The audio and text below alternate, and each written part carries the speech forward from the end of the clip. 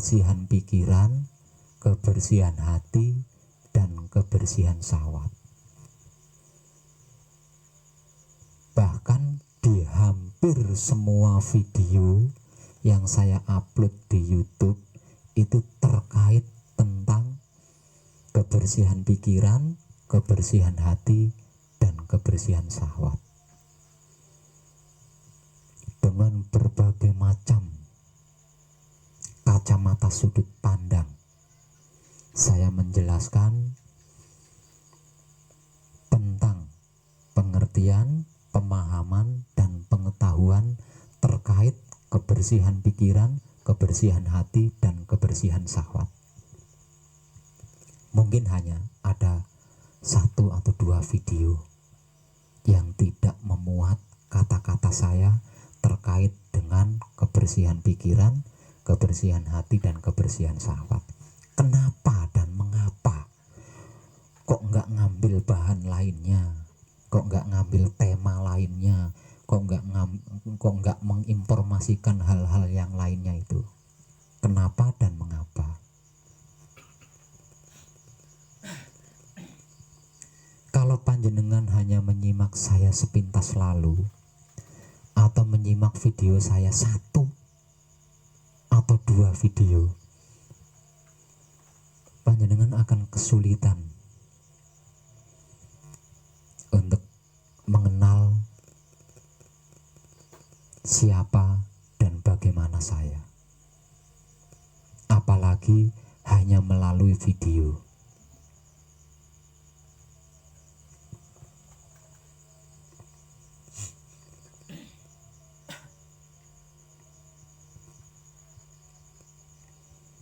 Sekarang usia saya sudah 62 tahun.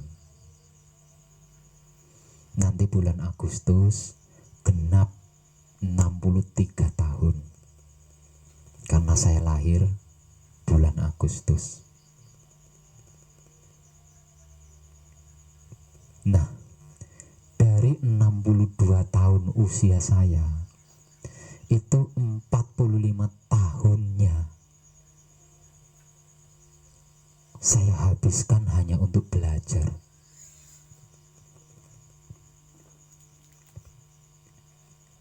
Artinya, yang namanya belajar itu 45 tahun saya. Usia saya 45 tahun ini saya gunakan hanya untuk belajar. Saya habiskan hanya untuk belajar.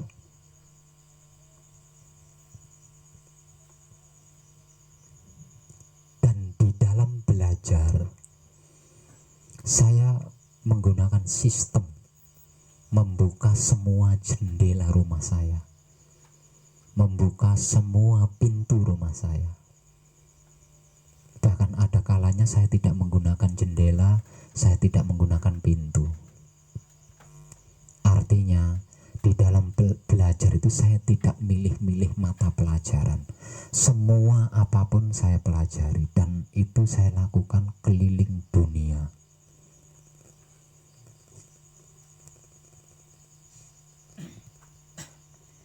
Terutama tentang agama. Ada 5 agama resmi yang diakui oleh pemerintahan Indonesia. Padahal agama itu ada banyak. Kalau saya tidak salah ingat, ada 62 agama. Ini yang saya ketahui loh. Yang saya ketahui itu ada sekitar 62 agama. Itu yang saya ketahui. Padahal masih banyak yang belum saya ketahui. Tapi yang resmi diakui oleh pemerintahan NKRI itu ada 5 agama.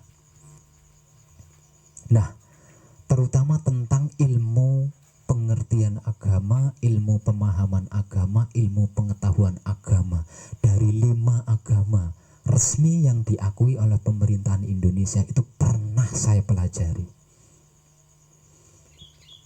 Bukan berarti saya pindah agama, bukan. Tapi saya pernah mempelajari, dan saya mempelajarinya itu ndak di Indonesia. Seperti agama Islam, agama agama Islam itu kan agama pendatang, bukan agama asli Jawa Dwipa. Nah, saya tidak mempelajarinya di Jawa Dwipa, tapi saya mempelajarinya di tempat atau di daerah asal usul agama Islam itu.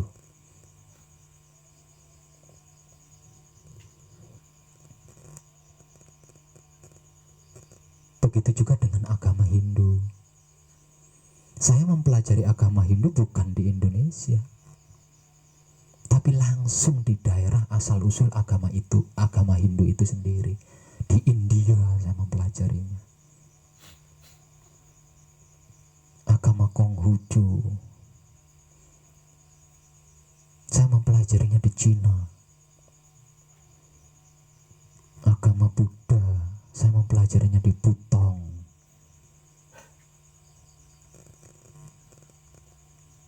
Agama Kristen saya tidak mempelajarinya di Indonesia.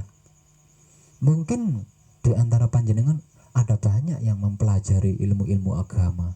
Mungkin lebih dari saya. Kalau saya hanya 45 tahun, mungkin panjenengan 50 tahun, atau katakanlah seumur hidup panjenengan mempelajari agama. Tapi belajar panjenengan kan di kandang, di rumah sendiri. Saya mempelajarinya di asal usul agama itu muncul.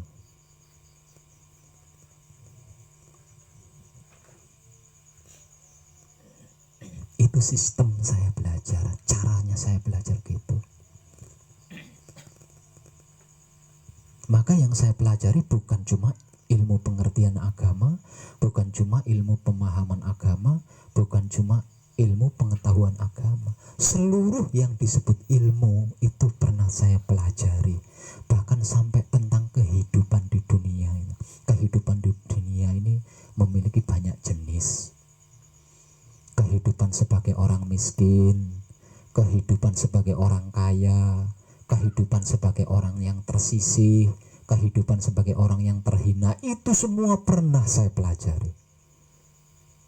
Kehidupan sebagai orang tani, kehidupan sebagai dukun, kehidupan sebagai tabib. Kalau zaman dulu tabib, belum ada dokter zamannya saya.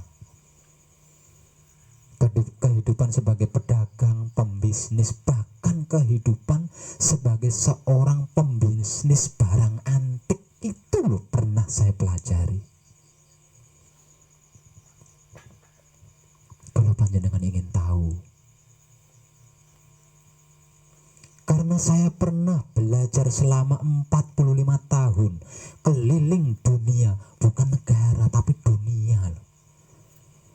Karena saya pernah belajar selama 45 tahun keliling dunia, yang namanya ilmu pengertian, ilmu pemahaman, ilmu pengetahuan itu di luar kepala. Apal banget saya. Kalau panjenengan tidak percaya, panjenengan boleh menghadap saya membawa kitab agama panjenengan sendiri-sendiri. Lalu buka kitab itu dan pertanyakan kepada saya, dan saya akan menjawabnya tanpa membuka kitab. Lah saya apal banget kok. Lah 45 tahun. 45 tahun. Mulai dari ilmu yang baik-baik sampai ilmu yang buruk-buruk itu loh saya pelajari.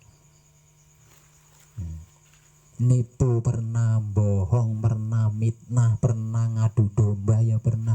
Tapi semua itu saya belajar gitu loh. Satu misal saya mitnah seseorang, itu bukan karena kebencian, bukan. Tapi karena saya ingin tahu apa sih sejatinya fitnah itu. Jadi saya belajar mengfitnah. Setelah saya mengetahui hakikatnya fitnah, berarti kan saya lulus, belajar fitnah itu lulus. Lawang ketemu hakikatnya, ngerti lungguhe. Begitu juga tentang hal-hal yang lainnya, terutama tentang agama.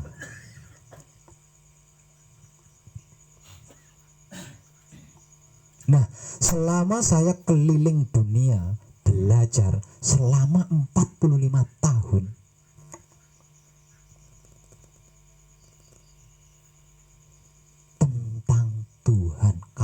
bahasa awamnya itu Tuhan. Sebenarnya saya sudah nggak masalah menyebut Tuhan, menyebut Allah, menyebut Yesus, menyebut Roh Kudus, menyebut Bapa Allah di surga, menyebut Siwa, itu bukan masalah, sudah nggak masalah lagi, nggak sesuatu lagi bagi saya. Itu cuma nama, hanya sebutan. Soal yang dinamai, soal yang disebut, itu kan soal kesadaran pribadi. Kita nggak akan ngerti. Bibir saya berkata ya Allah, tapi di hati saya siapa yang tahu? Bibir saya berkata Tuhan Yesus, Bapa Allah di surga. Bibir saya itu yang berkata seperti itu. Apa yang ada di dalam hati saya, siapa yang tahu? Soal yang dinamai, soal yang disebut, itu soal kesadaran diri pribadi, bukan soal kata-kata atau ucapan. Jadi kalau soal ucapan kata-kata udah nggak sesuatu buat saya. Gitu. Nah, selama saya keliling 45 tahun belajar, tidak ada cara lain, tidak ada teknik lain, bahkan tidak ada jalan lain selain kebersihan pikiran, kebersihan hati, dan kebersihan syahwat. Nggak ada lagi. Jalan lain nggak ada. Cara lain nggak ada. Teknik lain tidak ada. Makanya terkait tentang Tuhan, kalau istilah awamnya, makanya terkait tentang Tuhan, saya selalu menyisipkan pikiran, hati, syahwat di hampir setiap video saya. Karena saya hafal betul jalan untuk menuju ke sana itu hanya pikiran, hati, dan syahwat. Selain itu nggak ada. Kalau tentang ilmu kesaktian, ilmu jaya kawijayaan, ilmu kekayaan di dunia, ilmu nyari hutang biar gampang, banyak jalannya. Tapi kalau jalan menuju Tuhan hanya ada satu, yaitu kebersihan pikiran, kebersihan hati, dan kebersihan syahwat. Betapapun kita mengeklaim agama kita paling baik, paling benar, kalau pikiran, hati, dan syahwatnya tidak bersih, dobol alias ngedebus.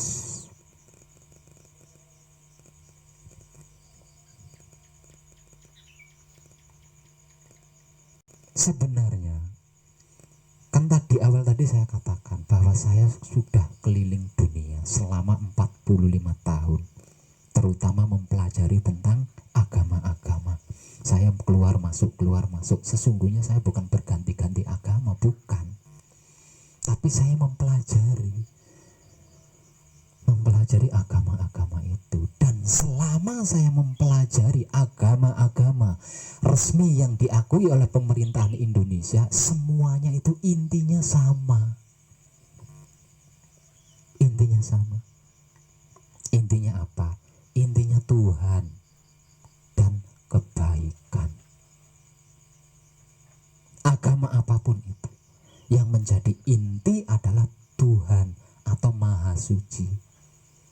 Kalau Maha Suci barangkali nanti orang yang awam protes, saya nyebutnya Tuhan aja yang awam lah. Yang paling populer kan Tuhan. Jadi intinya itu adalah Tuhan. Nah, untuk meraih Tuhan adalah kebaikan. Agama apapun itu, tanpa terkecuali. Termasuk agama-agama yang tidak tercantum di pemerintahan negara. Intinya hanya dua itu. Namanya aja yang berbeda-beda. Ini Islam, ini Kristen, ini Protestan, ini Hindu, ini Buddha. Itu hanya judul agamanya. Akidah dan kaidahnya aja yang berbeda. Tapi intinya sama, yaitu Tuhan dan kebaikan. Tidak ada satupun agama yang mengajarkan keburukan. Tidak ada satupun agama yang mengajarkan untuk menuju setan, nggak ada. Semua agama mengajarkan menuju Tuhan. Semua agama mengajarkan kebaikan. Coba kita renungkan, andai semua penganut agama konsekuen pada akidah dan kaidahnya masing-masing, yaitu Tuhan dan kebaikan, kira-kira ada kekacauan nggak di dunia ya?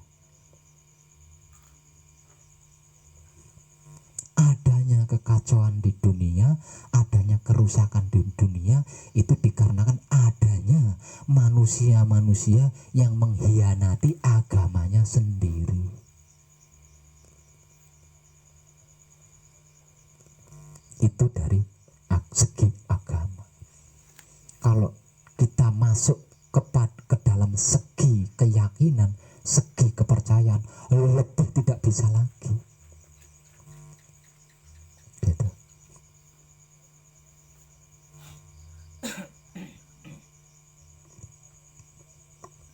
Di dalam Alkitab dijelaskan,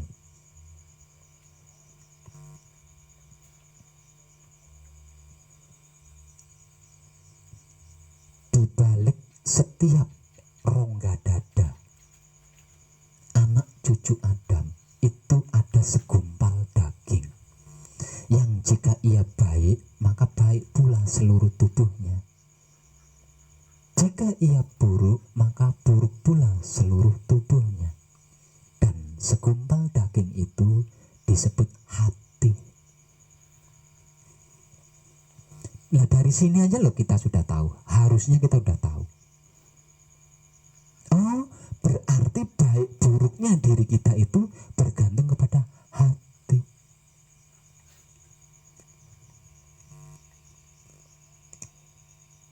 Ini agama loh. Di dalam agama.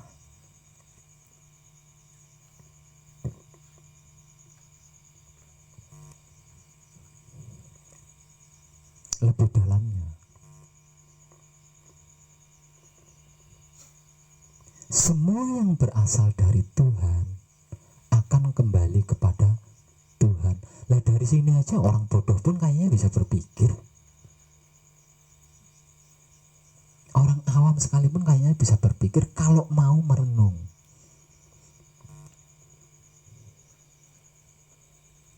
Itu sebab kenapa dan mengapa saya selalu menginformasikan tentang kebersihan pikiran, hati, dan syahwat yang terjaga. Karena terkait Tuhan tidak ada jalan lain, tidak ada cara lain, tidak ada teknik lain selain dengan kebersihan pikiran, kebersihan hati, dan kebersihan syahwat yang terjaga. Ini terkait Tuhan. Nah, kalau tidak terkait dengan Tuhan, jangan masuk ke channel saya, jangan memprotes saya. Informasi dari saya, informasi yang saya informasikan melalui media ataupun yang secara langsung seperti ini, itu tentang Tuhan, bukan tentang yang lain.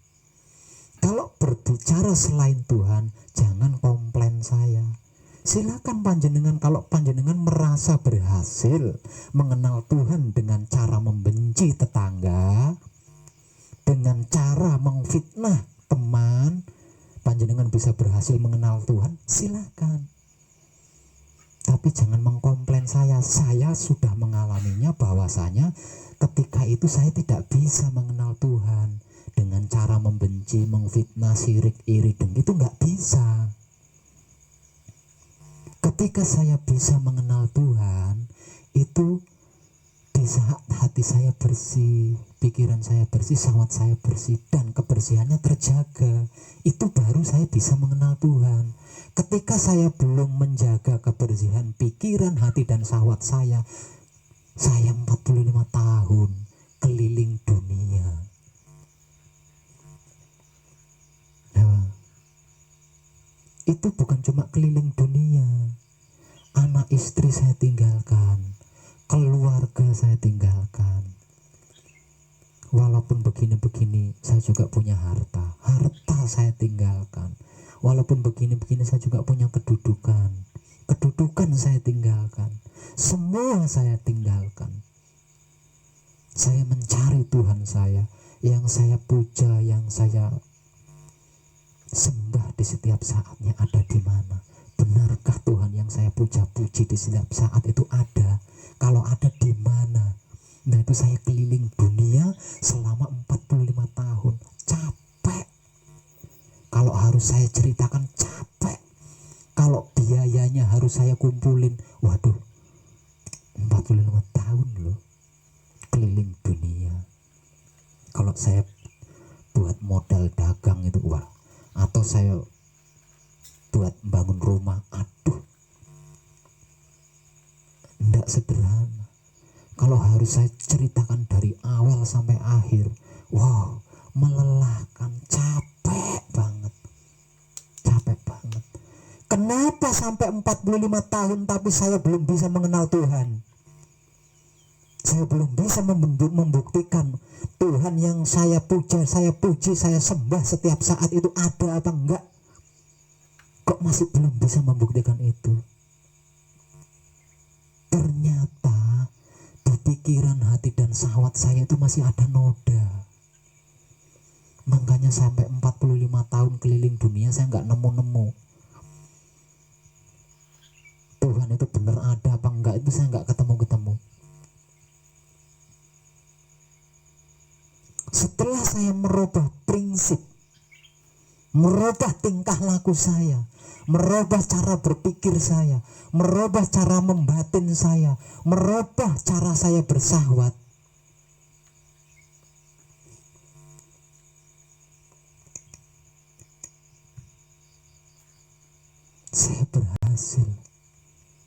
saya berhasil mengenal Tuhan.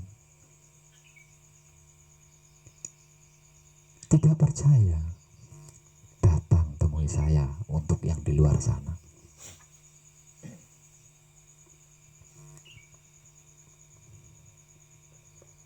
Mungkin panjenengan mempelajari sesuatu itu baru bulanan. Itu pun tidak khusus belajar, sambil bekerja, ya, sambil bercinta sama istri, ya, sambil bersendagura sama anak, sambil berbisnis, ya. Dan lamanya baru hitungan bulan. Nah, saya 45 tahun khusus belajar loh.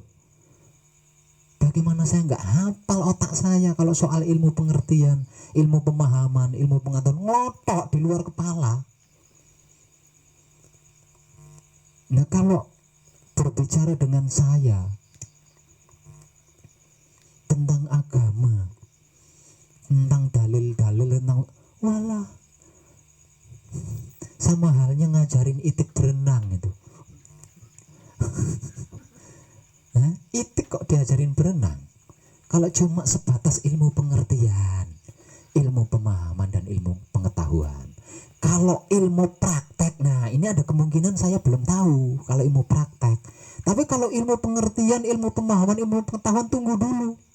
Saya udah capek dengan semua itu. 45 tahun saya khususkan hanya untuk belajar ilmu pengertian, hanya untuk belajar ilmu pemahaman, hanya untuk belajar ilmu pengetahuan. Tapi prakteknya nol.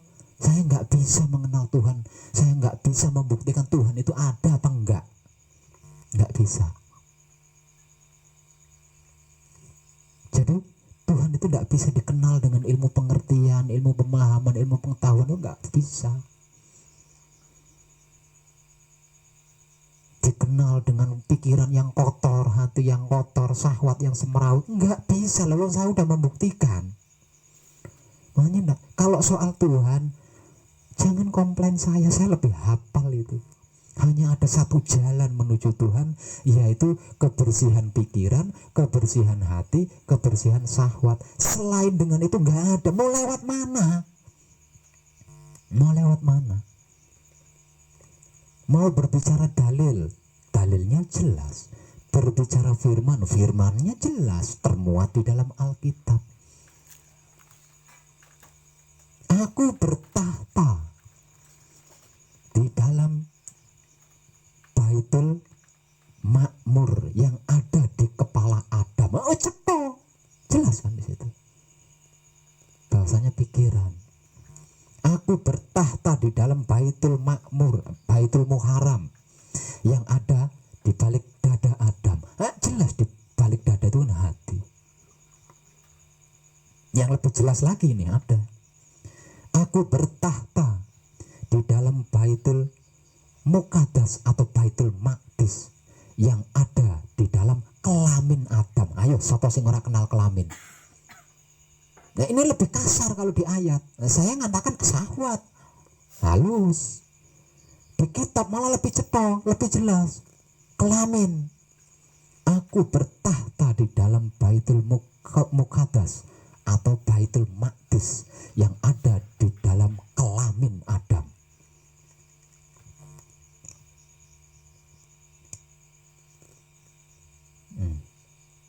Nah, kalau Tuhan itu bertahta di pikiran, Tuhan itu bertahta di hati, Tuhan itu bertahta di kelamin, mau lewat mana? Coba. Kalau bukan dengan kebersihan pikiran, hati, dan syahwat, mau lewat mana? Coba. Nggak bisa ditempuh dengan membenci sesama, memfitnah sesama, membuli sesama, mencari-cari kesalahan orang. Nggak bisa ditempuh dengan itu semua. Tidak bisa. Itu tentang pikiran, hati, syahwat yang sering dan bahkan teramat sering saya informasikan melalui video yang saya upload di YouTube maupun secara langsung ketika kadangan seperti ini. Yang kedua, kenapa dan mengapa Wong Edan Baku kok selalu memberikan informasi terkait cinta kasih sayang? Wah, kalau ini yang dikupas lagi, ini lebih gampang lagi. Hanya orang-orang yang tidak mau berpikir, yang tidak mengerti. Sesungguhnya sudah tidak ada lagi yang belum saya informasikan. Apa yang pernah saya pelajari selama 45 tahun keliling dunia, itu sudah tidak ada yang belum saya informasikan. Semuanya, segalanya, bahkan seluruhnya sudah saya informasikan tanpa tedeng aling-aling. Mungkin banyak yang nggak ngerti apa sih tanpa tedeng aling-aling itu. Maksudnya nggak menggunakan filosofi, nggak menggunakan kiasan, nggak menggunakan sanepan, atau tidak berbelit-belit, tidak menggunakan rahasia, disopan-sopanin, enggak. Blak kotak apa adanya.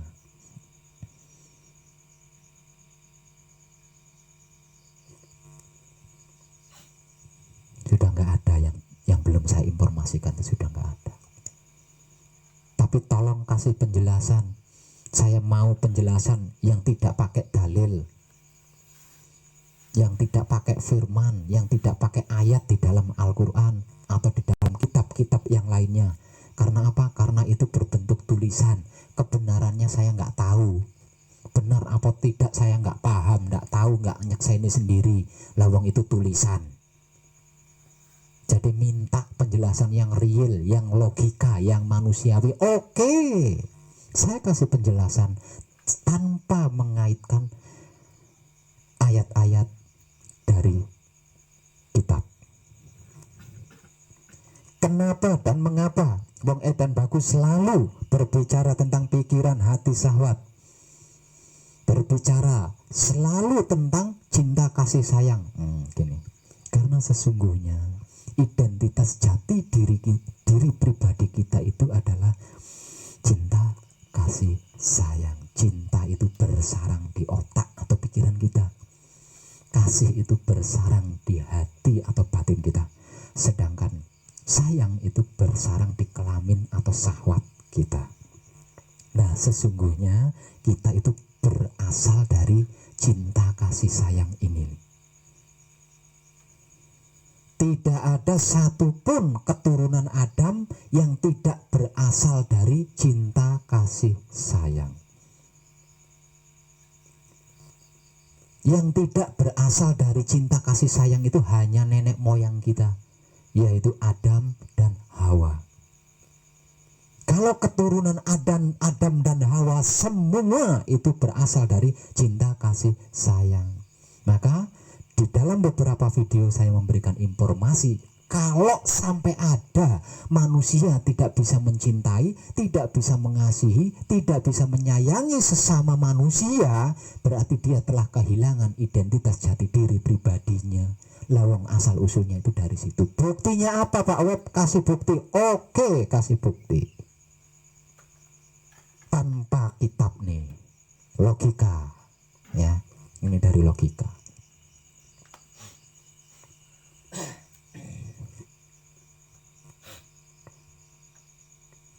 Kehidupan manusia berumah tangga itu tidak bisa mengingkari dari yang namanya pernikahan atau perkawinan.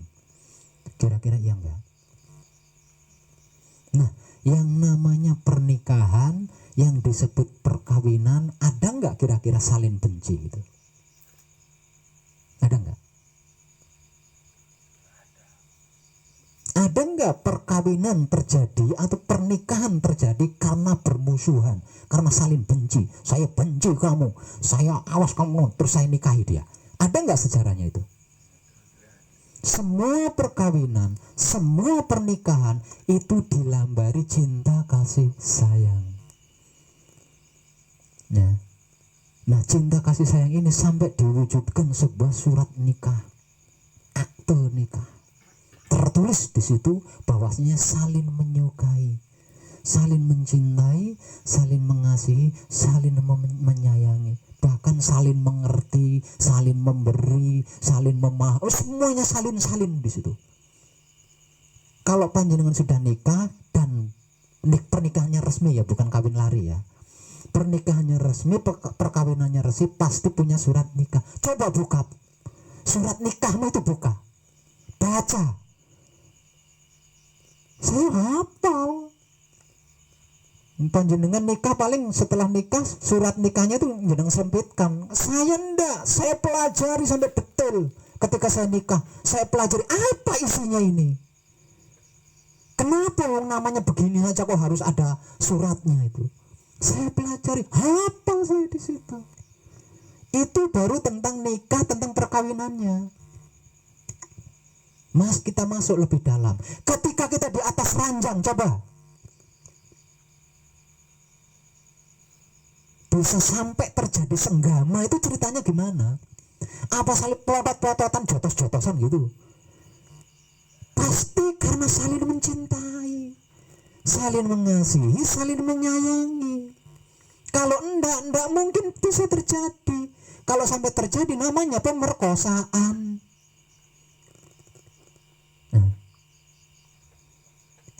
Bapak ibu kita menikah itu karena saling mencintai, saling mengasihi, saling menyayangi.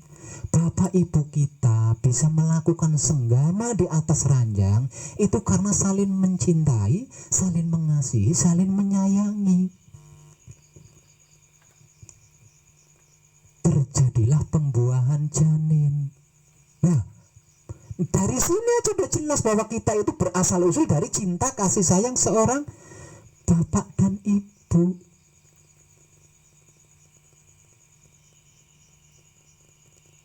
Air itu menetes berdasarkan cinta kasih sayang bapak dan ibu. Nah, kalau sudah berubah menjadi wujud kita, lah terus kita nggak bisa mencintai, mengasihi, menyayangi sesama makhluk dengan kesadaran. Lah terus kita itu turunan siapa? Kalau keturunannya apa? Hasil pemerkosaan mungkin. Karena apa? Karena hal itu terjadi tidak seimbang. Yang satunya terpaksa, yang satunya memaksa, bukan atas dasar cinta kasih sayang. Jadi bayi setelah dewasa orang jahat, wajar. Nah, kalau kita merasa keturunan dari sepasang suami istri yang resmi diakui negara, diakui agama, mana cinta kasih sayangmu? Lewang kita itu keturunan dari situ. Kalau Adam dicipta dari tanah, nggak punya cinta kasih sayang, wajar, karena identitasnya adalah tanah. Tapi Adam memiliki cinta kasih sayang, walaupun dia itu dicipta bukan dari cinta kasih sayang. Dia dicipta dari seonggok tanah. Walaupun dia dicipta dari seonggok tanah, tapi dia memiliki cinta kasih sayang. Sebab itu dunia ini terawat hingga kita terwariskan oleh kita. Coba Pak, pada waktu itu, kalau Adam tidak memiliki cinta kasih sayang, artinya dunia ini rusak. Apa sampai ke tangan kita sekarang keindahan dunia ini? Siti Hawa tercipta dari tulang rusuk Adam, nggak punya cinta kasih sayang, wajar, lawang dia tercipta dari tulang rusuk. Tapi dalam prakteknya Siti Hawa memiliki cinta kasih sayang. Nah, kita dicipta dari tetes air cinta kasih sayangnya bapak dan ibu. Lah, cinta kasih sayang kita mana? Lawang yang tidak berbahan cinta kasih sayang saja, seperti Adam dan Hawa, bisa mencintai, bisa mengasihi, bisa menyayangi sesama makhluk hidup. Padahal dia tidak dicipta dari cinta kasih sayang. Adam dicipta dari tanah, Siti Hawa dicipta dari rusuk. Tapi di dalam kenyataannya mereka berdua memiliki sifat dan sikap cinta kasih sayang terhadap sesama makhluk hidup. Lah, kita yang dicipta dari cinta kasih sayang bapak dan ibu, mana prakteknya? Ini tanpa ayat, ini tanpa firman nih. Ini logika ini. Tanyakan aja sama ibu bapak panjenengan. Apa ketika panjenengan mencetak saya bapak ibu sambil tampar-tamparan, sambil benci-bencian, sambil celurit-celuritan? Enggak.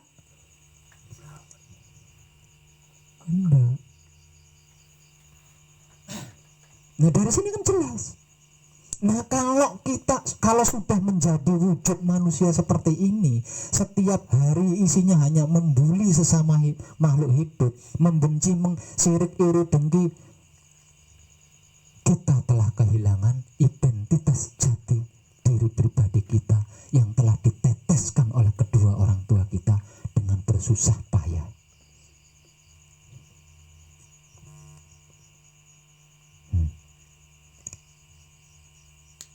Dan itu saya pelajari selama 45 tahun. Jadi hafal banget. Tanpa ayat, tanpa firman sekalipun saya bisa cerita. Loh, 45 tahun saya keliling.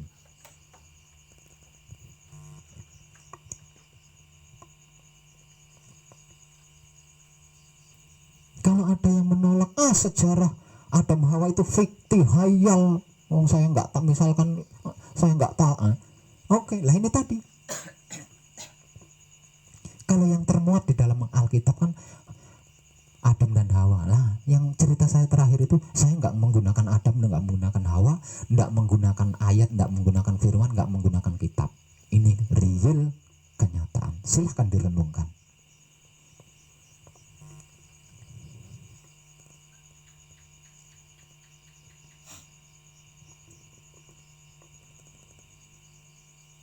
Informasi yang saya informasikan di hampir seluruh video saya adalah tentang itu, terkait Tuhan, bukan selain Tuhan.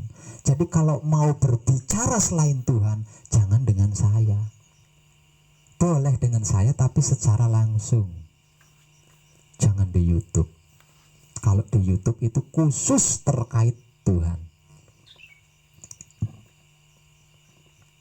Kalau punya kiai, punya ustadz, punya guru, coba tanyakan, sampaikan salam saya kepada guru panjenengan, pada kiai panjenengan, pada ustadz panjenengan. Wahai ustadz, wahai kiai, wahai guruku, benarkah jalan menuju Tuhan itu hanya kebersihan pikiran, hati, dan syahwat yang terjaga? Dan cara atau teknik melalui jalan tersebut hanyalah cinta kasih sayang, benarkah? Coba tanyakan kepada kiaimu, sama ustadzmu, sama gurumu. Kalau sampai dia menjawab ada jalan lain, laporan ke saya datangi kiaimu. Gurumu saya datangi. Ustadzmu saya datangi. Karena apa? Karena dia bohong itu.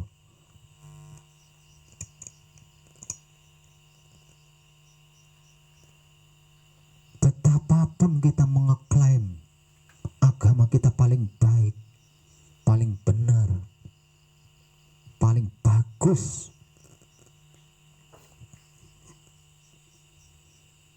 jika pikiran, hati, dan syahwat kita tidak baik, tidak bagus, dan di dalam prakteknya tidak didasari kesadaran rasa cinta kasih sayang Allah, kalau ada kesempatan pasti ngedumelin tetangga. Jika pikiran, hati, dan syahwatnya tidak bersih, dan cara melaluinya bukan dengan cinta kasih sayang, asalkan ada kesempatan, ada temannya, pasti membuli orang lain.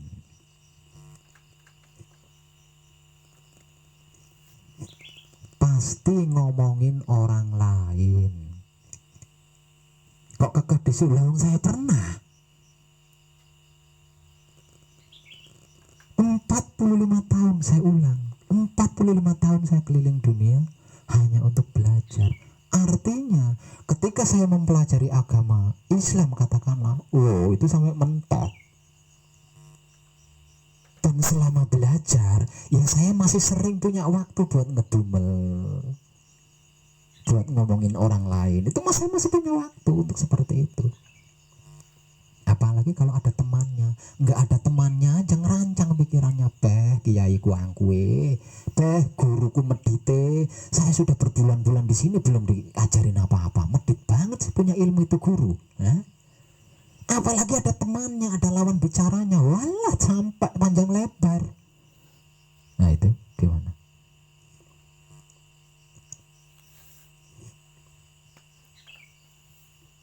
Soal agama, hanya akidah dan kaidahnya saja yang berbeda. Kalau intinya sama, yaitu Tuhan, tekniknya sama, yaitu cinta kasih sayang atau kebaikan.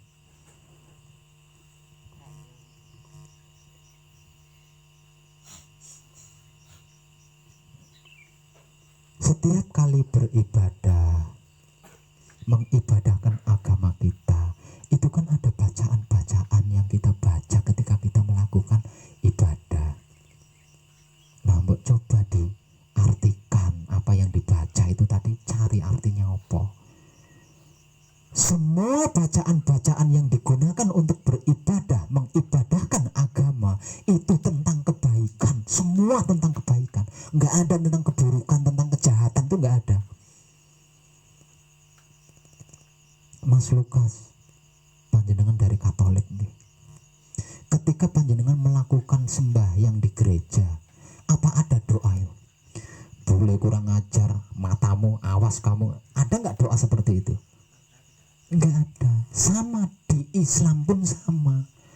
Ketika kita takbir, ketika kita ruku, ketika kita sujud, itu nggak ada satupun bacaan asu kamu, kurang ajar kamu, titanono kamu meruk. Itu nggak ada bacaan-bacaan seperti itu, nggak ada.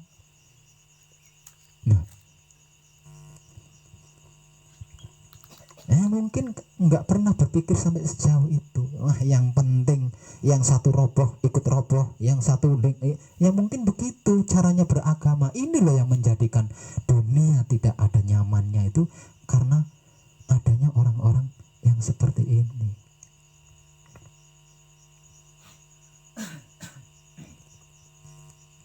Aslinya sederhana.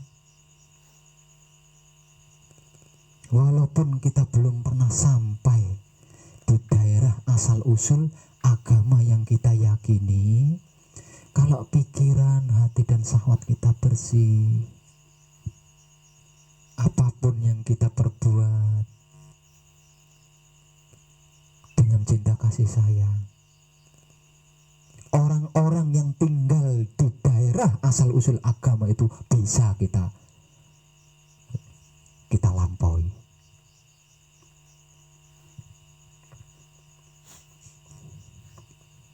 Penentunya hanya di 3 titik dalam diri kita: pikiran, hati, syahwat.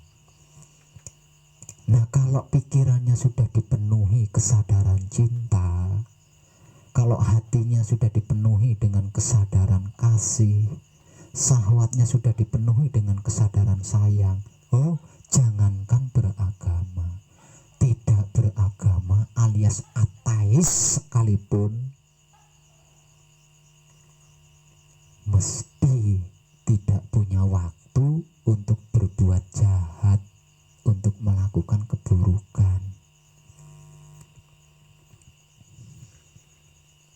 Kalau yang ada di pikiran sudah cinta, kalau yang ada di hati sudah kasih, kalau yang ada di syahwat sudah sayang, pasti sudah enggak pakai fiktif-fiktif. Saya berani jamin,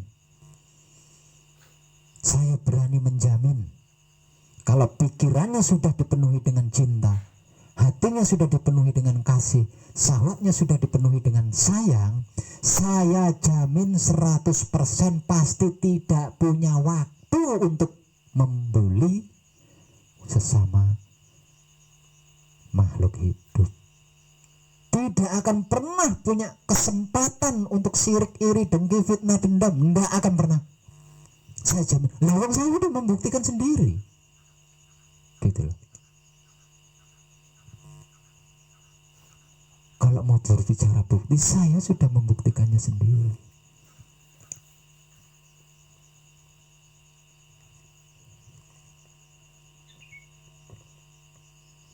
Nah, untuk mereka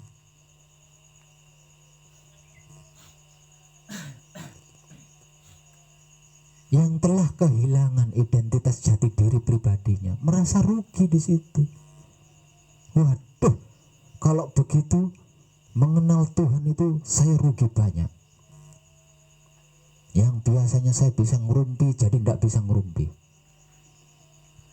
Yang biasanya saya asik mitnah, membicarakan orang, mencari-cari kesalahan orang lain, sekarang saya jadi tidak bisa. Rugi banyak saya. Bagi mereka yang telah kehilangan identitas jati diri pasti merasa rugi untuk melangkah di sini, untuk berada di ranah ini pasti merasa rugi, karena sudah tidak bisa mengfitnah lagi, sudah nggak bisa dendam lagi, sudah nggak bisa benci lagi, sudah nggak bisa membuli lagi, sudah nggak bisa mencari-cari kesalahan orang lagi.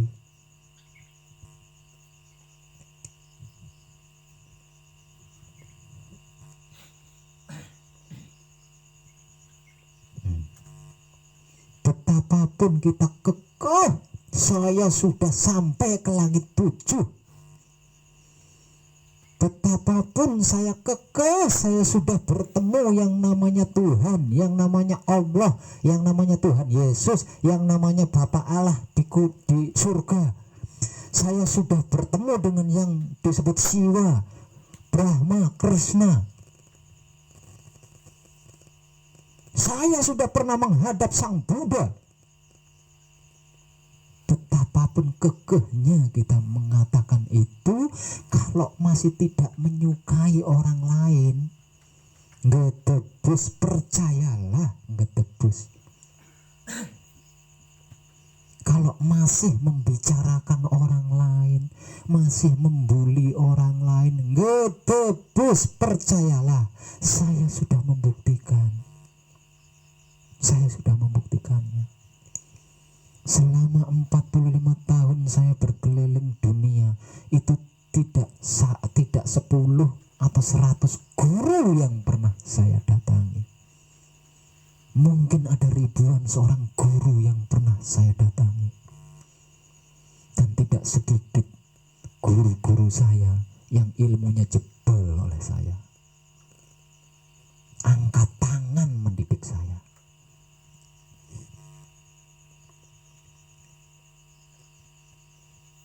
Karena apa? Karena walaupun walaupun statusnya seorang guru, pikiran, hati, dan syahwatnya tidak bersih. Sedangkan yang saya cari adalah Tuhan. Mereka angkat tangan. Ada yang berani membimbing saya. Katanya saya harus mati.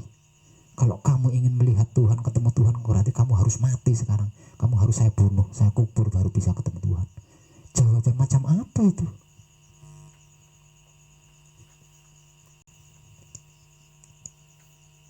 Percuma saya bisa melihat Tuhan kalau sudah berpisah dengan raga ini. Kalau melihatnya Tuhan ketika mati, ya nunggu ajal aja. Nggak usah keliling dunia selama 45 tahun.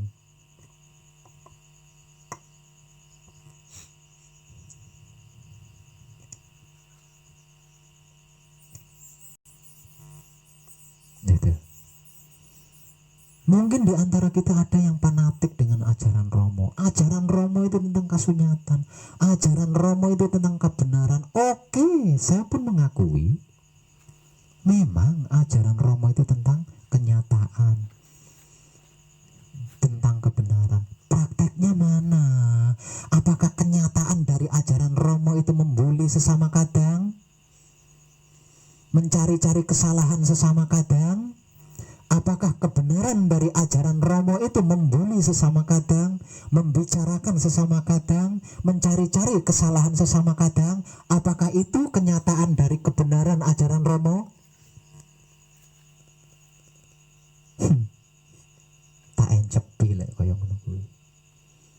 Berarti panjenengan belum mengerti, belum memahami, belum mengetahui apa itu ajaran Romo yang sesungguhnya. Ajaran Romo itu tentang hidup. Ajaran Romo itu tentang maha hidup. Panjenengan ingin tahu sifat dan sikapnya hidup itu seperti apa dan bagaimana? Panjenengan ingin tahu seperti apa dan bagaimana sifat dan sikapnya maha hidup itu? Kalau ingin tahu, datang temui saya. Gratis. Kalau enggak punya ongkos, cari utangan dulu buat ongkos ke sini. Nanti pulangnya saya ongkosi plus buat bayar utang. Yang penting panjenengan berhasil alias tidak gagal paham tentang ajaran Romo yang sesungguhnya, yang sebenarnya.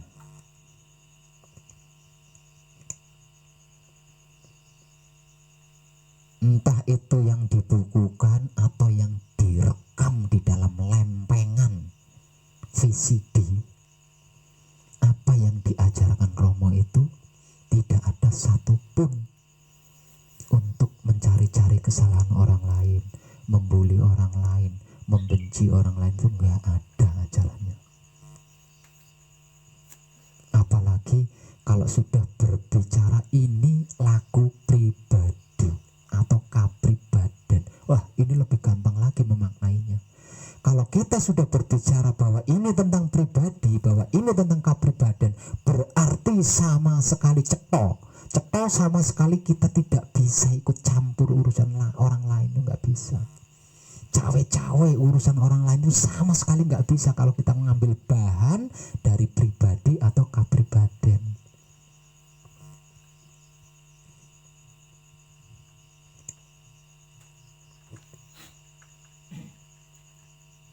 Isinya meneng. Pribadi atau kapribaden isinya meneng.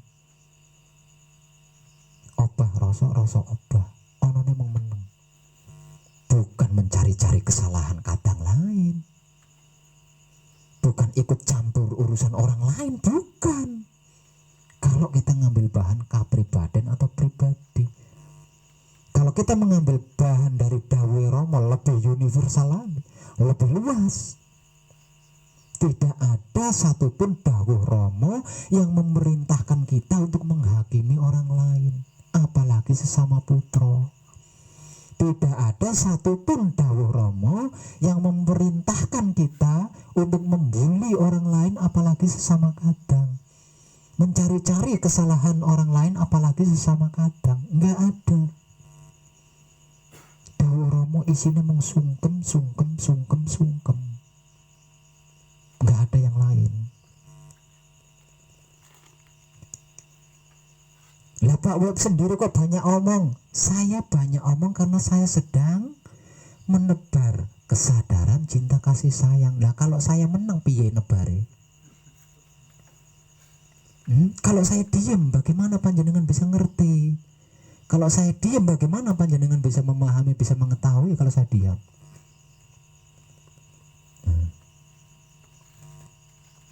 Itu adalah bentuk wujud kesadaran rasa cinta kasih sayang saya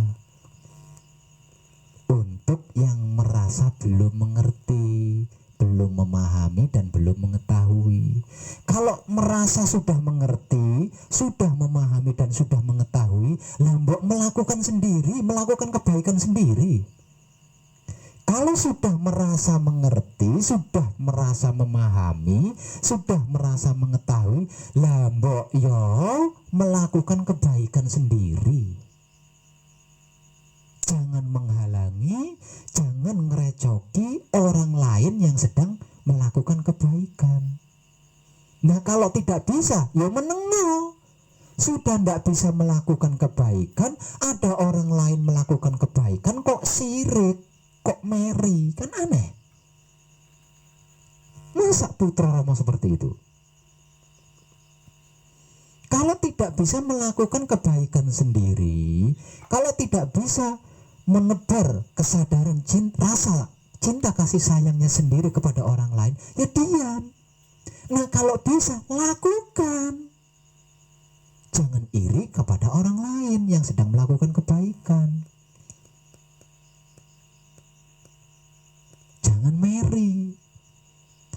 Ada orang lain melakukan kebaikan, iri. Ada orang lain menebar kesadaran rasa cinta kasih sayang, benci. Nah terus ya, sementara kita sendiri tidak mau melakukan kebaikan, menebar kesadaran rasa cinta kasih sayang, bahkan tidak bisa.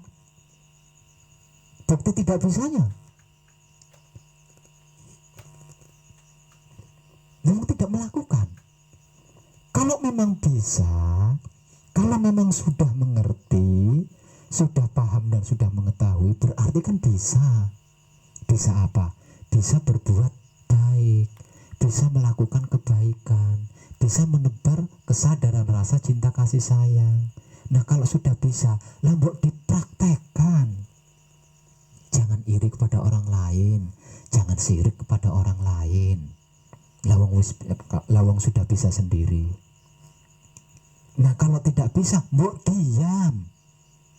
Ketika ada orang lain melakukan kebaikan, ketika ada orang lain menebar kesadaran rasa cinta kasih sayang, nah mbok diam kalau nggak bisa.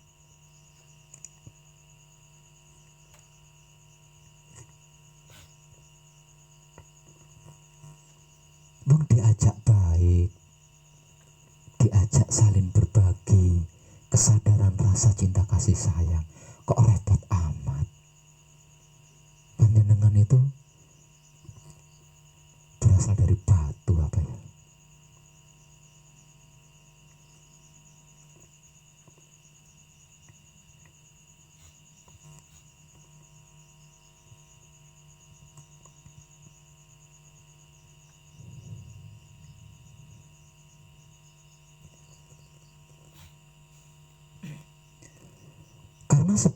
Sebab karena itu saya tidak pernah bosan, saya tidak pernah jenuh, tidak pernah bosan atau tidak pernah waleh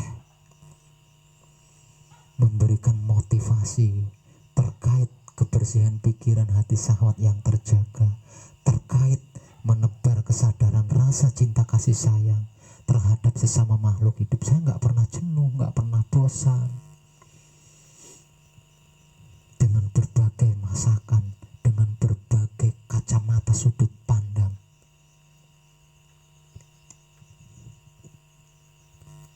apa yang saya informasikan hanya tentang Tuhan. Kalau bahasa awamnya, kalau bahasa spiritualnya, hanya tentang Maha Suci atau Maha Hidup. Apapun yang yang saya informasikan. Hanya soal kesadaran rasa cinta kasih sayang terhadap sesama makhluk hidup alias semesta alam seisinya, bukan tentang selain itu. Masakannya berbagai macam menu.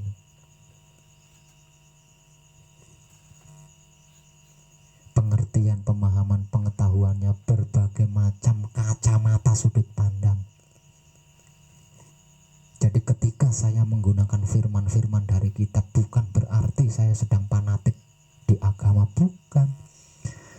Ketika saya menggunakan teknik-teknik atau teknik-teknik yang ada kaitannya mungkin dengan ilmu-ilmu, bukan berarti saya sedang ngajarin ilmu, bukan.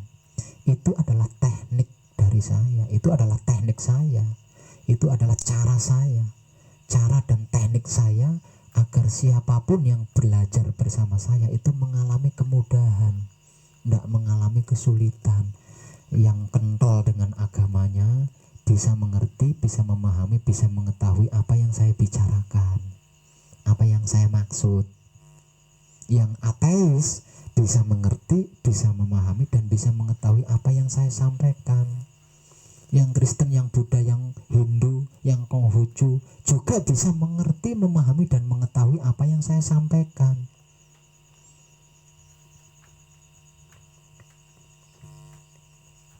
Saya berbicara sesuai kebutuhan. Apa yang dibutuhkan seseorang, itulah yang saya bicarakan. Jadi kalau seseorang latar belakangnya agama, ya saya akan menjelaskan hidup, menjelaskan Romo, menjelaskan Maha Suci, ya dengan cara agama. Kalau yang sedang belajar itu orang ateis, ya saya menjelaskan tentang hidup, tentang Romo, tentang Maha Suci, ya dengan cara ateis. Ketika yang belajar itu orang kejawen, ya saya memberikan penjelasan, pengertian, pemahaman, pengetahuan dengan cara kejawen. Karena hanya dengan begitu mereka paham. Orangnya beragama Islam, saya kenalkan hidup, saya kenalkan Romo, saya kenalkan Maha Suci dengan bahasa Kristen, ya orang nyambung. Yang Islam ya dengan bahasa Islam, yang Kristen ya dengan bahasa Kristen, yang Konghucu ya dengan bahasa Konghucu, yang Buddha ya dengan bahasa Buddha, yang Hindu ya dengan bahasa Hindu, yang kejawen dengan bahasa kejawen, yang ateis dengan bahasa ateis. Saya tahu teknik-teknik itu, cara-cara itu. Lalu saya pernah belajar 45 tahun. Saya menguasai tentang hal itu. Jadi kita nggak bisa. Ada orang Islam datang belajar, saya kenalkan Romo dengan cara Romo. Enggak iso, orang nyambung. Mumet iya, tukaran iya.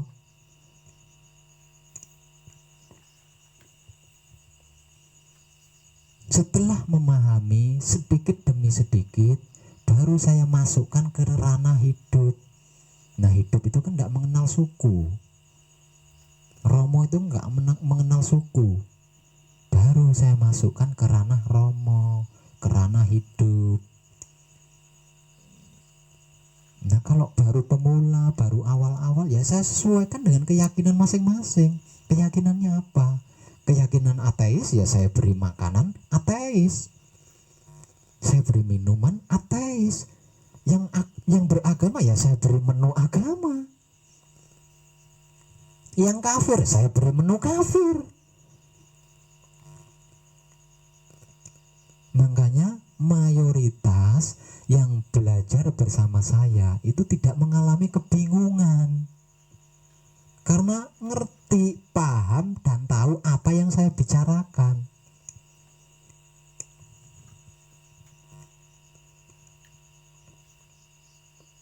Jadi kalau panjenengan menyimak YouTube saya, video saya, jangan komentar dulu kalau baru satu yang disimak. Saya saya berbicara tentang agama, saya berbicara tentang penjelasan agama dalam satu video. Karena di video itu ada kadang yang baru belajar dan dia hanya memiliki pengetahuan agama. Makanya saya memberi penjelasan dengan sistem agama di satu video. Nah, video itu disimak. Waduh, Pak Web mencampur adukkan wahyu pancagaib dengan agama. Lo. Nanti nyimak video lain. Kebetulan di dalam video itu yang baru belajar orang Kejawen. Nah, karena orang Kejawen, saya memberikan menu Kejawen. Waduh, iki maneh meleset saka sasaran iki. Keluar dari jalur ajaran Romo iki. Mumet panjenengan kalau cuma seperti sibuk menilai saya seperti itu, maka video saya ratusan. Nah, semua video saya dikomentari seperti itu. Wow, mumet sampean, kapan patrape? Patrape kapan kalau hanya menilai satu persatu video saya?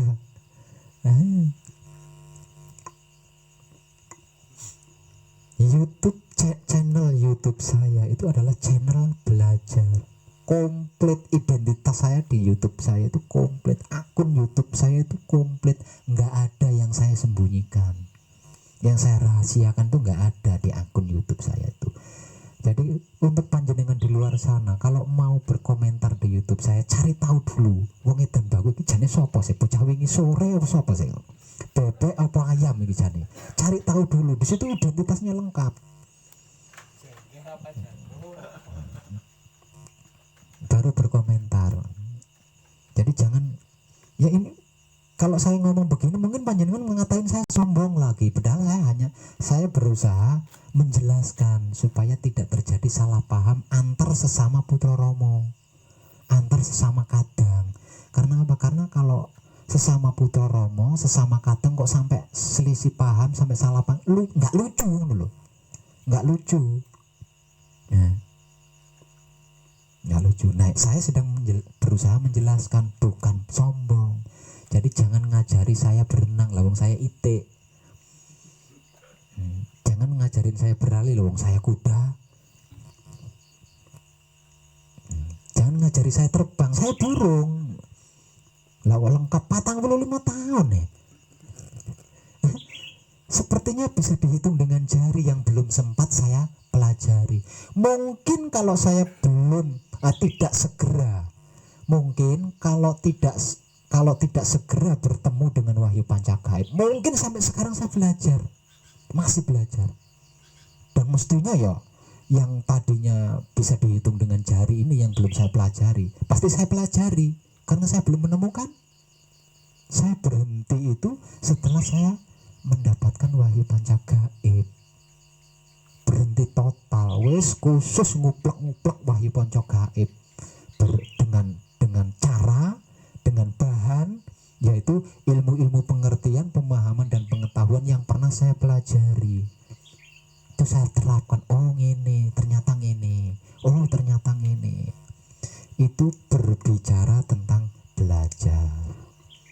Kalau berbicara tentang tirakat, puasa, bertapa, walah, saya punya daging, tubuh saya punya daging itu setelah saya belajar wahyu pancagaib. Oh, dulunya sebelum saya ketemu wahyu pancagaib, waduh, tubuh saya itu cuma kulit, tulang, ketiganya kentut. Selain kulit, tulang, kentut, nggak punya. Daging itu nggak punya. Kalau mau berbicara tentang tirakat, puasa, bertapa, 45 tahun. Makan saya atur, minum saya atur, tidur saya atur, semuanya serba saya atur.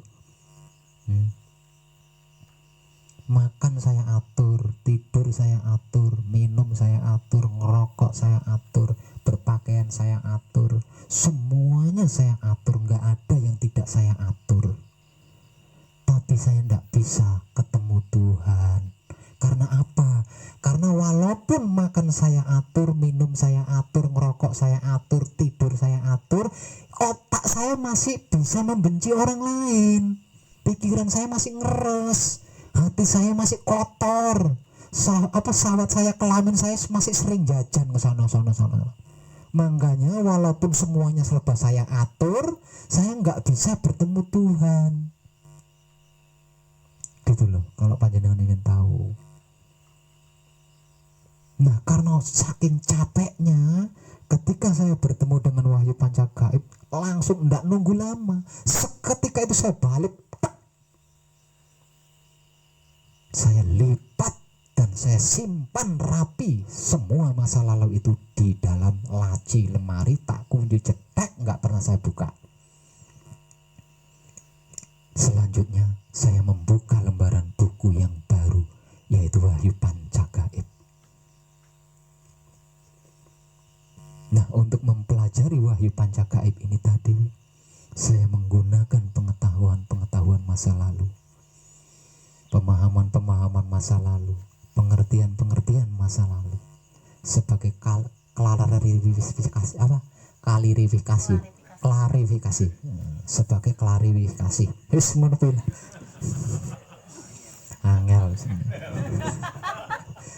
Nah, itu. Oh, ternyata seperti ini. Oh, ternyata seperti ini. Praktek di lapangan, enggak cuma mikir doang. Enggak mikir, enggak. Langsung praktekkan. Saya praktek. Langkah awal saya praktek dulu di lapangan dengan menggunakan pengetahuan masa lalu tanpa Wahyu Pancagaib. Oh, hasilnya gini. Praktek lagi, saya ulangi lagi prakteknya tapi menggunakan Wahyu Pancagaib. Oh, hasilnya begini. Praktek lagi di lapangan, saya menggunakan Wahyu Pancagaib, saya campur dengan masa lalu saya. Oh, hasilnya begini. Saya praktek lagi menggunakan murni Wahyu Pancagaib tanpa saya kasih embel-embel apapun. Oh, hasilnya begini. Nah, setelah seperti itu baru saya bicara. Itu loh saya. Jadi nggak ngomong doang kalau saya. Jadi apa yang sudah saya informasikan melalui video-video saya di YouTube itu adalah hasil praktek saya. Bukan hasil otak-atik. Bukan, tapi hasil praktek saya. Jadi jangan berbicara teori dengan saya. Jangan berbicara ilmu pengertian, pemahaman, bahkan ilmu pengetahuan pun saya udah kenyang. Apalagi sekarang zamannya zaman praktek.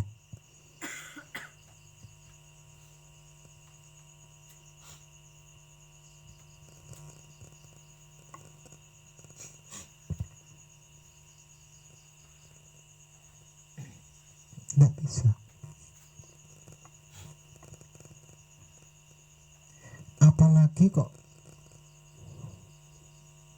berdiri di depan saya masih menggunakan sebutan Tuhan, masih menggunakan nama Tuhan, Allah. Kok berdiri depan saya? Nggak bisa. Karena apa? Karena tentang hal itu saya sudah nggak bisa, sudah nggak punya sebutan. Kalau masih bisa menyebut Tuhan, kalau masih bisa menamai Tuhan, berarti belum mengerti Tuhan itu apa dan bagaimana. Kalau masih bisa menyebut Tuhan, masih bisa menamai Tuhan, berarti masih belum mengerti, belum memahami, belum mengetahui apa dan bagaimana Tuhan itu yang sesungguhnya. Kalau benar-benar sudah mengerti, sudah memahami, sudah mengetahui apa dan bagaimana itu Tuhan, pasti diam. Karena apa? Karena tidak ada satupun sebutan, tidak ada satupun nama yang layak untuk Tuhan.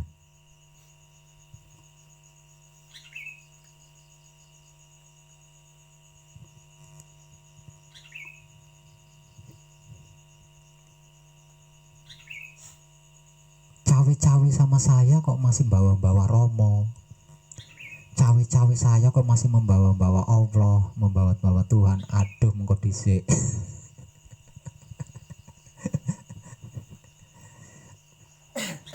Saya menyebut Romo sudah tidak pakai sebutan.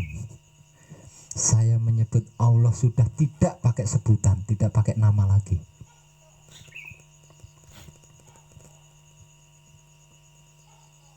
Itu.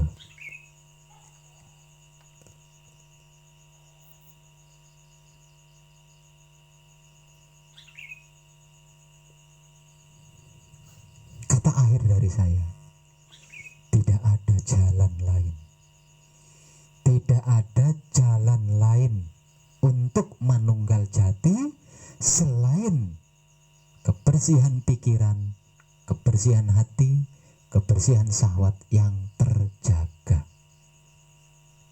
Tidak ada cara lain, tidak ada teknik lain untuk melalui jalan menuju manunggal jati itu selain kebaikan atau menebar kesadaran rasa cinta kasih sayang Romo itu sendiri.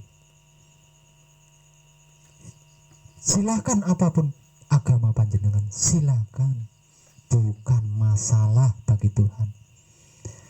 Silakan apapun agama panjenengan, silakan, bukan masalah bagi Tuhan, bukan sesuatu bagi Tuhan. Apapun dan bagaimanapun keyakinan dan kepercayaan panjenengan, silakan. Bagi Tuhan bukan masalah, bukan sesuatu. Tapi apapun agama panjenengan, apapun keyakinan dan kepercayaan panjenengan, kalau pikiran, hati, syahwat panjenengan tidak bersih, jika cara dan tekniknya bukan melakukan kebaikan atau bukan menebar kesadaran rasa cinta kasih sayang, jangankan hanya 45 tahun yang pernah saya lakukan, seumur hidup panjenengan keliling dunia pun tidak akan pernah mengerti, memahami, mengetahui, apalagi mengenal yang disebut Tuhan.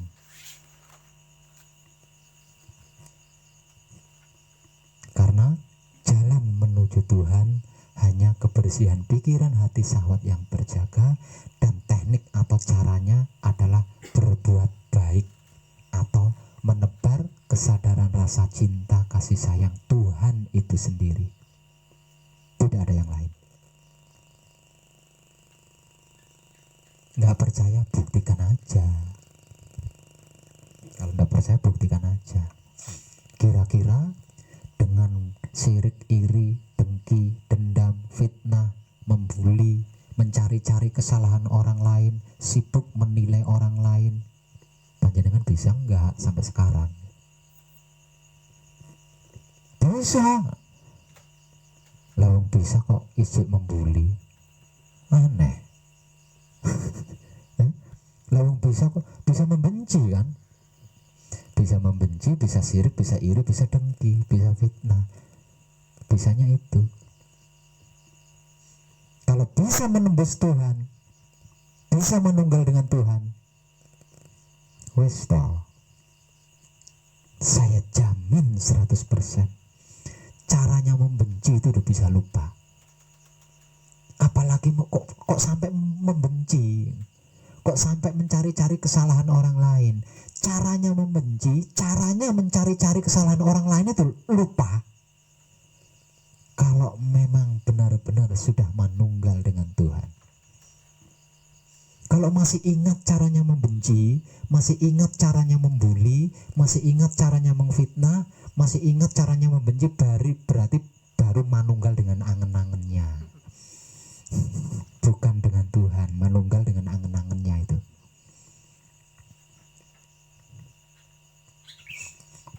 Kalau manunggal dengan Tuhan, benar-benar manunggal dengan Tuhan, mesti ora ana apa-apa. Nah margo ora ana apa-apa, lali carane sengit iki piye, carane ngrasani iki piye ya. Lali lah, ora ana apa-apa. Caranya membuli, caramu lupa lupa semua. Nah karena lupa akhirnya tidak bisa melakukan. Karena lupa akhirnya tidak bisa melakukan. Jadi ketika difitnah oleh seseorang, dibalas dengan kesadaran rasa cinta kasih sayang. Karena apa? Karena caranya membalas kebencian itu lupa. Ketika dikatain sesat sama seseorang, dibalasnya dengan kesadaran rasa cinta kasih sayang. Karena selain itu sudah lupa.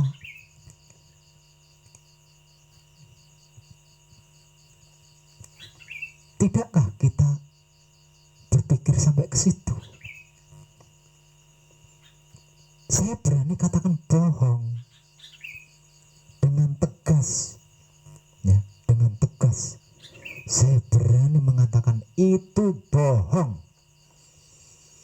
Jika mengaku mengenal Tuhan, apalagi sampai manunggal dengan Tuhan, kok masih membuli, masih sirik iri dengki, masih bisa mengfitnah, masih bisa membenci, dendam, mencari, bohong. Sekalipun berstatus kiai.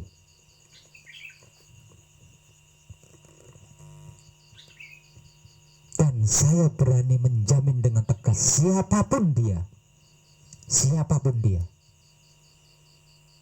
kalau sudah manunggal dengan Tuhan, setidak-tidaknya mengenal Tuhan, apalagi kok sampai manunggal, mengenal Tuhan saja, siapapun dia, kalau sudah mengenal Tuhan, caranya membenci itu sudah lupa, caranya sirik iri dengki itu lupa. Saobah polahe mung tresna welas asih, segerak-geriknya tubuh dan pikiran yang ada hanya cinta kasih sayang, bukan yang lain. Jangankan ketika kita bertatap wajah dengan seseorang yang sedang melakukan kebaikan, jangankan ketika kita mendengar kabar di sana ada orang yang sedang melakukan kebaikan, bertatap muka atau mendengar kabar ada orang berbuat jahat, ada orang berbuat buruk, itu loh hanya baca kunci bisanya hanya baca kunci. Jangankan mengetahui ada seseorang melakukan kebaikan, mengetahui ada seseorang melakukan keburukan saja, yang bisa dilakukan hanya baca kunci, tidak bisa cawe-cawe. Bukan tidak bisa, maksudnya tidak berani cawe-cawe. Itu baru mengenal Tuhan.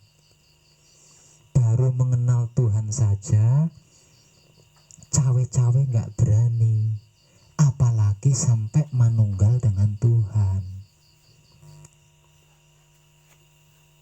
Tansaya jublek kaya patung. Nah ini kalau saya diam, apa ada yang ngerti kalau saya diam aja? Setelah saya capek belajar keliling dunia selama 45 tahun, saya nadar di situ. Saya berjanji ketika itu dengan wahyu pancagaib, kalau saya berhasil mengenal Tuhan saya, kalau saya sampai berhasil membuktikan Tuhan yang saya puja-puji, Tuhan yang saya sembah di setiap saatnya,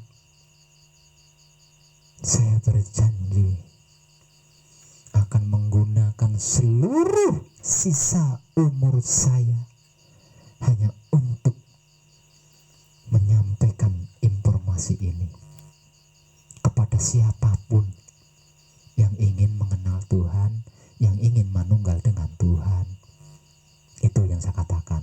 Ingat, yang ingin mengenal Tuhan dan yang ingin manunggal dengan Tuhan.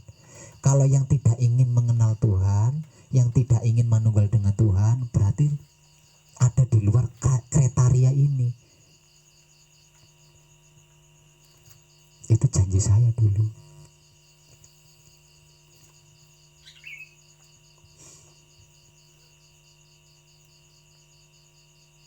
ternyata dengan wahyu panca gaib, ternyata dengan wahyu panca gaib yang saya praktekkan menggunakan sifat dan sikapnya wahyu panca gaib itu sendiri, yaitu wahyu pancalaku atau iman. Waduh, kok wahyu pancalaku? Oke, mungkin jenengan fanatik tidak bisa menerima tentang wahyu pancalaku.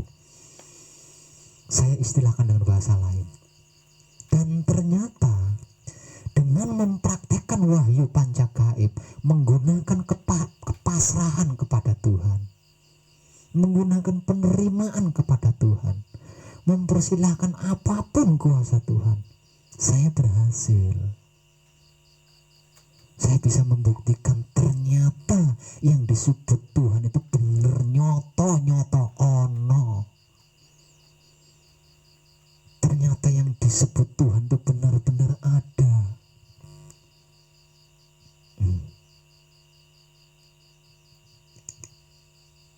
Setelah saya bisa membuktikan dengan mata kepala kesadaran saya sendiri bahwasanya tidak ada sesuatu apapun yang tidak terkait dengan saya, tidak ada sesuatu apapun yang tidak terhubung dengan diri saya, tidak ada sesuatu apapun yang tidak berkomunikasi dengan diri saya. Kikuk noleh ke kanan malu, noleh ke kiri malu.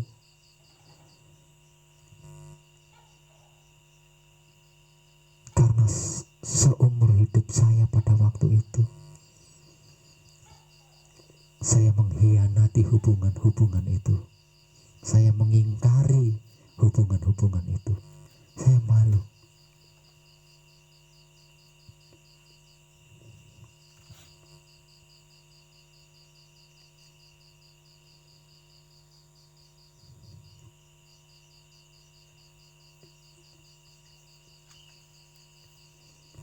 Siapapun dia, saya punya keyakinan, saya punya kepercayaan, siapapun dia,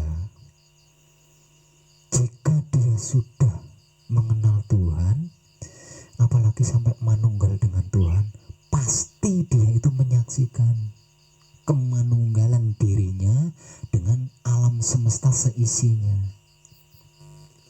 Nah, kalau sudah menyaksikan sendiri kemanunggalan diri pribadinya dengan alam semesta seisinya, pasti tidak akan mau mencubit orang lain. Karena ketika mencubit orang lain, sama halnya mencubit dirinya sendiri. Lawang diri pribadinya itu kan terkait dengan alam semesta seisinya. Nah, kalau kita sampai nyubit bule, berarti saya nyubit, sama halnya saya nyubit diri saya sendiri. Kalau saya benci sama bule, berarti saya membenci diri saya sendiri. Kalau saya membuli bule, berarti saya membuli diri saya sendiri. Lalu tidak ada sesuatu apapun yang tidak terkait dengan diri pribadi kita. Tidak ada sesuatu apapun yang tidak terhubung dengan diri pribadi kita. Tidak ada sesuatu apapun yang tidak berkomunikasi dengan diri pribadi kita. Jika memang sudah mengenal Tuhan, apalagi sampai manunggal dengan Tuhan, pasti menyaksikan kemanunggalan dirinya dengan alam semesta seisinya. Itu tanpa diajarin sekalipun, pasti tidak akan mau membenci. Sirik, iri, dengki pasti tidak akan mau. Karena apa? Karena kalau itu sampai dilakukan, sama halnya dia sirik benci sama dirinya sendiri. Kalau masih membuli, masih sirik, masih iri, dengki, benci, dendam, betapapun ngototnya dia sudah mengaku sudah manunggal, ngetebus. Kalau masih mencari-cari kesalahan orang lain, betapapun dia kukuh mengaku sudah manunggal, sudah tahu yang sejati, ngetebus. Kalau memang sudah tahu yang sejati, kalau memang sudah manunggal, mingkem. Hanya kunci. Jangankan sampai mengetahui orang lain melakukan kebaikan, mengetahui orang lain melakukan keburukan aja mingkem, ora wani cawe-cawe, ndak berani ikut campur.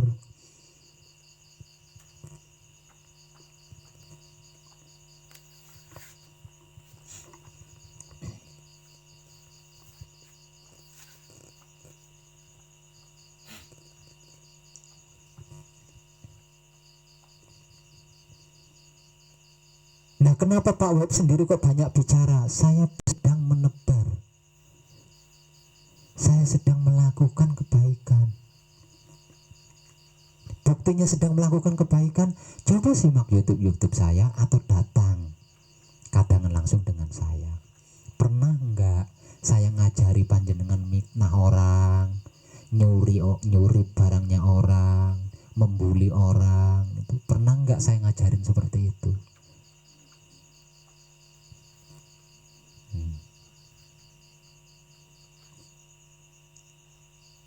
Secara tidak langsung saya akan mengajak siapapun yang menyimak YouTube saya. Secara tidak langsung loh ya.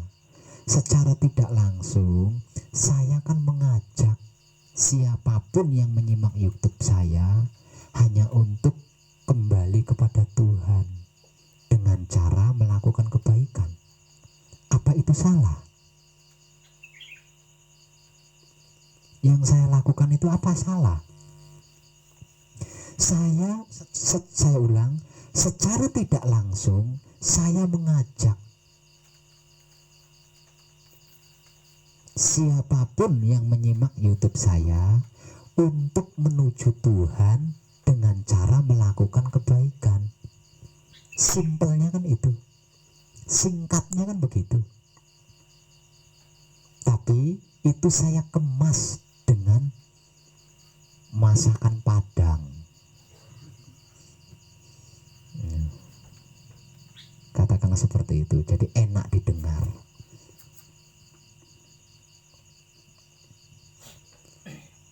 Nah, saya ulang, secara tidak langsung saya mengajak siapapun yang menyimak YouTube saya untuk menuju hanya untuk menuju Tuhan dengan cara melakukan kebaikan. Secara tidak langsung saya mengajak siapapun yang menyimak YouTube saya untuk menuju hanya kepada Tuhan dengan cara melakukan kebaikan. Titik. Itu intinya. Kalau dipersimpel atau dipersingkat, apakah itu salah?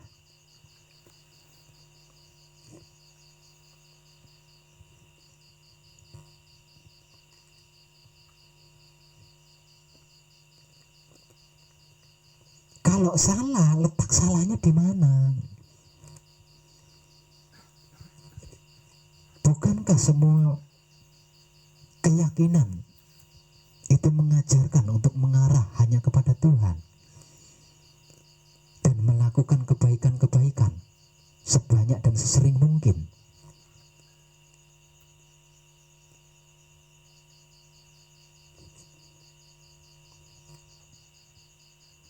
Kalau sampai panjenengan tidak menyukai,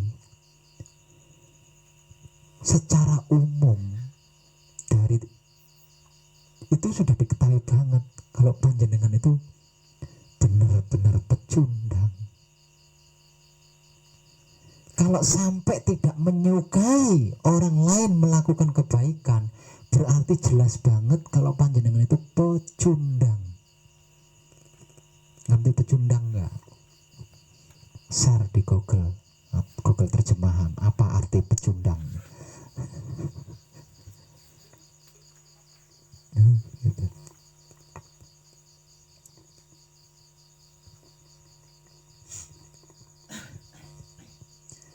Saya bukan sedang mengajak orang jadi teroris, bukan sedang ngajak orang jadi penyembah berhala, bukan mengajak orang menjadi dukun, mempercayai tahayul. Bukan, saya sedang bukan sedang mengajak siapapun untuk seperti itu. Kalau tidak percaya, simak aja satu persatu YouTube saya, nyimaknya sampai selesai. Jangan baru muter 1 detik komentar. Simak sampai selesai, perhatikan. Jangan terburu-buru menyimpulkan. Jangan tergesa-gesa komentar. Apa ya, saya itu sedang ngajak orang untuk apa? Apa ngejak orang jadi teroris, jadi pengkhianat?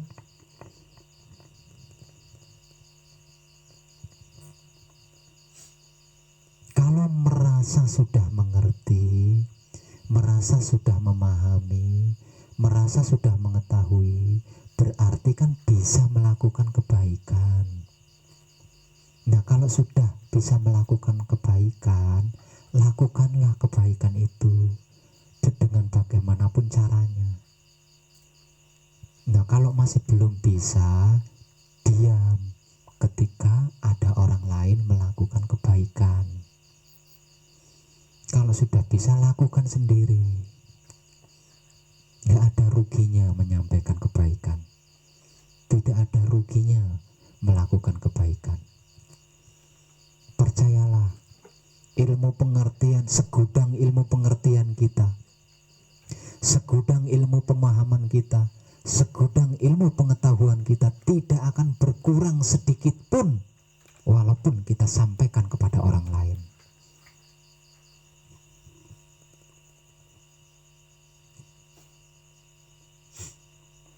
Malah semakin hebat, semakin cerdas. Usah kita berpikir dulu saya belajarnya mahal, dulu saya sekolahnya mahal, lama, dulu saya mesantrennya juga lama, mahal, jadi orang gampang. Kalau punya prinsip seperti itu, ketika ada orang lain melakukan kebaikan, mbok diem, nggak usah. Lah nanti ilmu saya nggak laku Pak Web, ya salahmu dewe, wong ilmu didol. Ya sudah pasti orang-orang akan memilih YouTube saya yang gratis. Lawang ada yang gratis kok ngapain yang milih yang bayar? Ya kan? Ada yang mudah, ngapain milih yang rumit? Zaman sekarang zamannya orang-orang berpikir cerdas. Selagi ada yang gratis, ya pasti milih yang gratis, tidak akan milih yang bayar. Selagi ada yang mudah, pasti lebih memilih yang mudah. Ngapain milih yang rumit, yang susah-susah?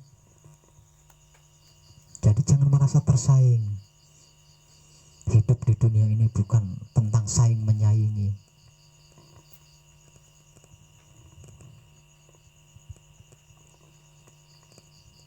Nah, untuk panjenengan yang masih di sini, apapun alasannya,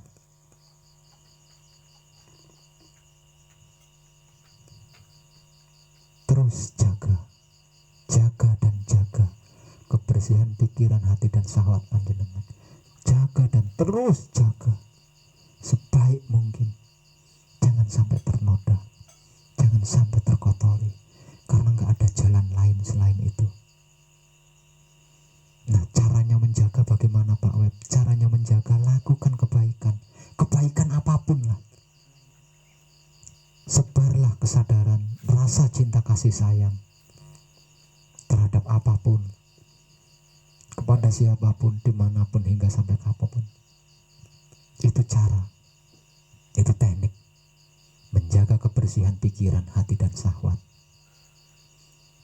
Jadi menjaga kebersihan hati, menjaga kebersihan pikiran, hati, dan syahwat itu tidak bisa dengan teknik lain, dengan teknik ilmu, dengan teknik pengertian, pemahaman, tidak bisa.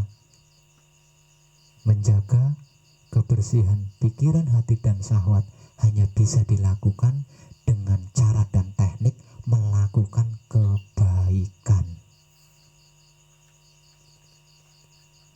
Semakin sering, semakin banyak kebaikan-kebaikan yang kita lakukan, semakin bersih pikiran, hati, dan syahwat kita.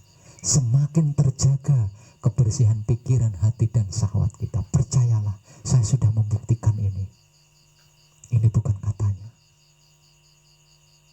Semakin banyak kebaikan-kebaikan yang kita lakukan, semakin sering kebaikan-kebaikan yang kita lakukan, semakin luas kita menebar kesadaran rasa cinta kasih sayang, semakin terjaga kebersihan pikiran, hati, dan syahwat kita. Percayalah, saya sudah membuktikannya.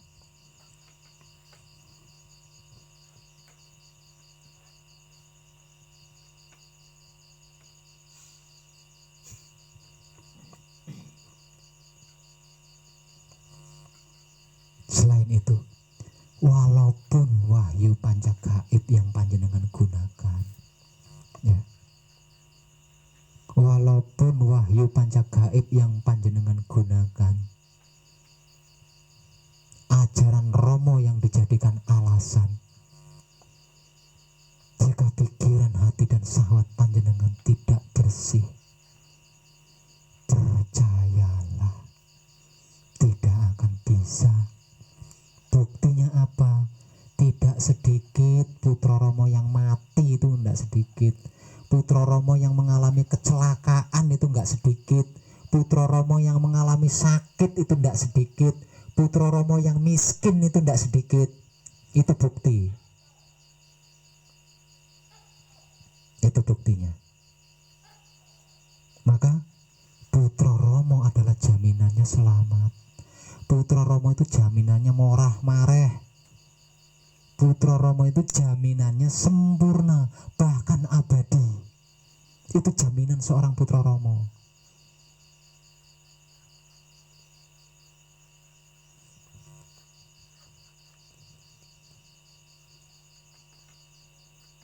Jadi putra Romo yang mengalami kemiskinan di luar sana, putra Romo yang mengalami sakit komplikasi di luar sana, putra Romo yang mengalami kematian di luar sana, putra Romo yang mengalami kecelakaan kendaraan di luar sana, itu bukti. Bukti kalau di pikirannya itu belum bersih, hatinya itu belum bersih, syahwatnya itu belum bersih. Kalau pikiran, hati, syahwatnya sudah bersih, putra Romo itu jaminannya selamat.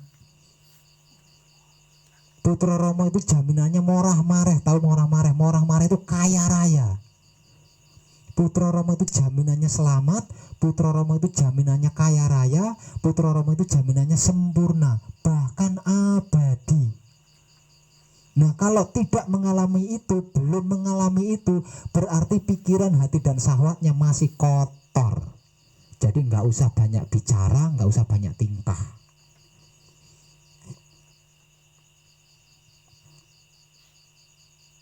Kadangan malam ini saya cukupkan sampai di sini, dan kita sambung di kesempatan lain dengan tema yang lain. Sebagai penutup, Mas Lukas, panjenengan serius mau manekung? Panjenengan sering nyimak YouTube saya kan? Artinya sedikit banyak memahami apa itu manekung. Artinya lagi panjenengan sudah tahu bahwa manekung itu kan bukan main-main. Kalau Mas Lukas benar-benar mau manekung dengan niatan yang tulus, apapun yang terjadi, saya siap menemani Mas Lukas sampai ke tujuan.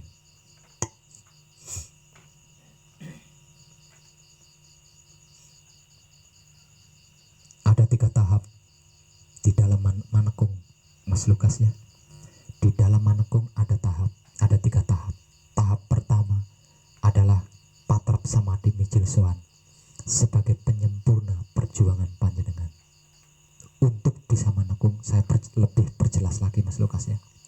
Untuk bisa manekung, siapapun dia harus berjuang. Kalau sudah berjuang, harus mau berkorban. Kalau sudah berkorban, harus bersedia mengabdi. Ada 3 langkah untuk bisa manekung. Pertama berjuang, kedua berkorban, ketiga mengabdi. Mas Lukas meninggalkan semuanya, itu adalah berjuang. Mas Lukas berangkat dari rumah hingga sampai di sini, itu adalah bentuk perjuangan Mas Mas Lukas. Berangkat dari rumah hingga sampai ke Gubuk Jenggolo Manik pakai uang kan Mas Lukas. Ada makannya juga kan di jalan. Itu adalah pengorbanan Mas Lukas. Nah, setelah sampai di sini, Mas Lukas harus mengabdi. Di dalam pengabdian manekung ada 3 tahap. Pertama, patrap samadhi mijil sowan sebagai penyempurna perjuangan Mas Lukas yang sudah dilakukan. Tahap kedua, patrap samadhi sabdo sejatine satrio sebagai penyempurna pengorbanan Mas Lukas yang sudah dilakukan. Dan tahap ketiga atau tahap terakhir adalah patrap samadhi mijil sejati sebagai penyempurna pengabdian Mas Lukas yang sudah dilakukan selama manekung di Gubuk Jenggolo Manik. Ada resiko di situ Mas Lukas. Ya. Setelah manekung atau di pertengahan manekung ada resiko. Resikonya apa? Resikonya identitas jati diri pribadi Mas Lukas akan terbongkar. Apakah ketika identitas jati diri pribadi Mas Lukas terbongkar, diketahui bagaimanapun dan seperti apapun identitas jati diri pribadi Mas Lukas itu, apakah Mas Lukas bisa menerima? Bagus.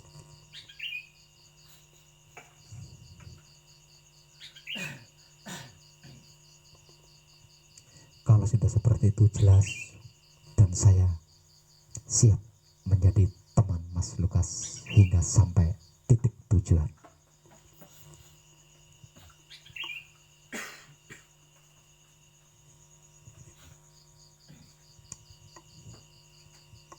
Soal 3 tahap laku di dalam manekung, nanti ada yang memberi informasi kepada Mas Lukas ya. Kadangan kita malam ini cukup sampai di sini, dan kita akan nyambung kadangan di waktu dan kesempatan lain Mas Lukas ya, tentang pemahaman-pemahaman. Tapi ngomong-ngomong, Mas Lukas sudah asmo belum? Sudah pasti belum asmo, wong belajarnya di YouTube saya. YouTube saya kan bukan manusia, jadi nggak bisa ngelunggone asmo. Ya, jadi nanti asmo sejati Mas Lukas dilungguhkan dulu. Setelah dilungguhkan baru bisa masuk ke manekung Mas Lukas ya. Oke siap. Terima kasih untuk semuanya dan selamat.